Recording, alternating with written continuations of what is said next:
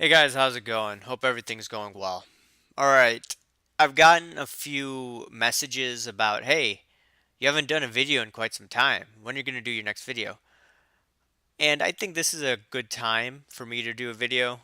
I want to focus on quality rather than quantity of videos. I used to do quantity back in the day, but now it's quality. And I do want to also talk in future videos about different types of investments besides the stock market in the next video or two. But I do want to focus on the markets because that's what everyone focuses on. Anyways, going back to the S&P 500 in December, uh, the market players were selling the stock market because of the anticipated government shutdown. The government shutdown occurred, and because of this government shutdown, um, you saw, wackiness go on in the stock market, and the media is just as usual. But you got to what, 2300-ish on the S&P, and then now it's gone up quite a bit to what, 2780, close to 2800. And I discussed sometime last year that I felt the market was going to 3000, 3000, 3000. That's what I said, but ultimately the way it was reacting in the fall, my mind had changed that it would probably test again 2800-ish, but don't be surprised if the market just goes down to 2100 over the next year, or maybe S&P 2000-ish, 2200, around that range. A 20 to 30% correction. This is what the Elliott wave guys are talking about, the smart technicians who follow that. I mean, there's some Elliott wave guys, like Prechter, right? But he's calling for deflation.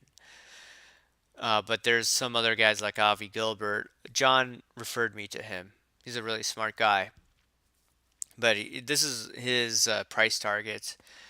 And it seems like based on how the market is reacting and how we have confidence in the economy, but we don't have the same situation in 2007, 2008 with subprime. And we'll see something big occur uh, in the future. They're going to create more acid bubbles. But this correction here, I don't think it's going to be too hard. We saw a deep correction in December, and I think it'll go slightly below 2300 in the next year. And the way that I could see that happening is via China tariffs. If you look at it, Trump has approximately a year to mess around, or maybe not a year, maybe 10, 11 months. But then he has to go into election um, campaigning. And I wanted to show you this chart over here by stock charts. And right now we're at 2800. And let me go to this economic confidence model of what's his name? Martin Armstrong.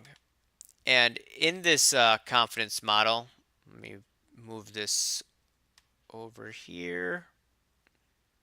Sorry about that, guys. Over here, we have the peak. The latest peak was in November of last year.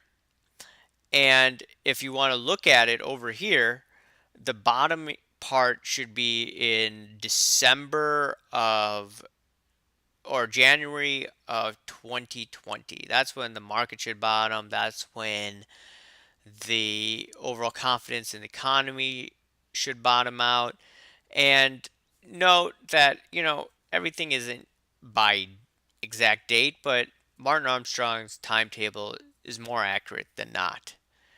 So looking at this and assuming that Martin Armstrong is correct, what would be a good time frame for the stock market to go down? And that's obviously this year. So January 2020, I think that's going to be a great time to load up for at least 3 to 4 years. Um, but that being said, the overall economy, there are bubbles in the economy, right? Student loan bubble, that's eventually going to pop. We know a lot of Americans are delinquent on their auto loans, right? 7 million are like 90 days late, which is crazy.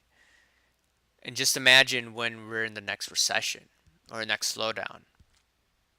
It's just going to get much worse. And especially when you see the Democrat Party going hard left. We're not talking about moderate Democrats like Howard Schultz or individuals, even like Hillary Clinton, right? She was a moderate Democrat. Despite what you want to say about her, she wasn't, like AOC, Ocasio Cortez. That's just on a different level.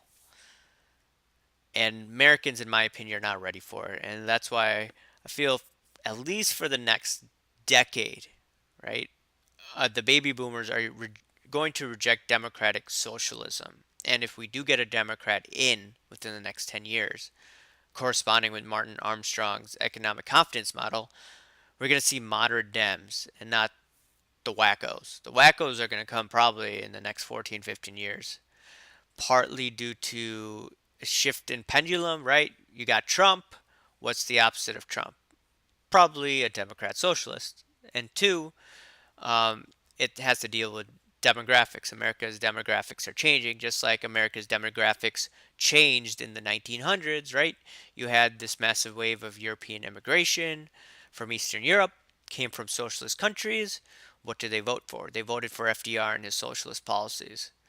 And we have a new wave of immigration that's come in since 1965, and that the immigrant group hasn't fully assimilated, just like the groups that came in the 1900s. They didn't fully assimilate, in my opinion, until Reagan came.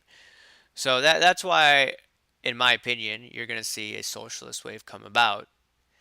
Some say, like Avi Gilbert, 2024, 2025. Um, I'm looking at Martin Armstrong's model at 2032. But I will delve into that topic in the near future. But anyways, guys, let me know what you guys think. Tell me where you think the stock market's going, where you think other markets are going. If you want to talk about Trump, yeah, leave a comment about Trump. I haven't talked to you guys in a long time. Anyways, talk to you later. Bye.